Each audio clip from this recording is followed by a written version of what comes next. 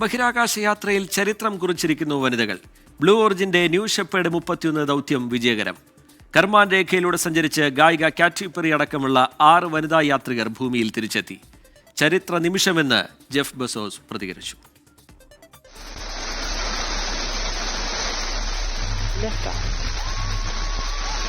New Shepard has cleared the tower.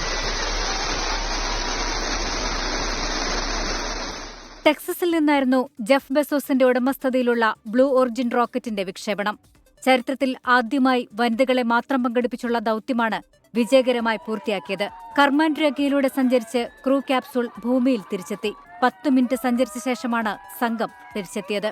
ഗായിക കാറ്റി Perry, നാസയിലെ മുൻ ശാസ്ത്രജ്ഞ Ayisha bow, ചലച്ചിത്ര നിർമ്മാതാവ് കാരിൻ ഫ്ലിൻ, അമേരിക്കൻ പത്രപ്രവർത്തക ഗെയിൽ ക്ലിംഗ് അടക്കം 6 യാത്രികരാണ് സംഘത്തിലുണ്ടായിരുന്നത്.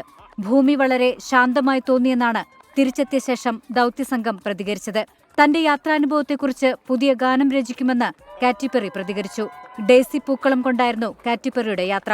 ക്യാപ്സൂളിൽ നിന്ന് പുറത്തിറങ്ങിയ കാറ്റി പെറി ഭൂമിയെ ചുംബിച്ചാണ് സന്തോഷം പങ്കുവച്ചത്. സ്ത്രീകളെ സ്വപ്നങ്ങൾ കയ്യെത്തിപ്പിടിക്കാൻ പ്രേരിപ്പിക്കുക എന്ന ലക്ഷ്യത്തോടെയായിരുന്നു യാത്ര. International desk 24.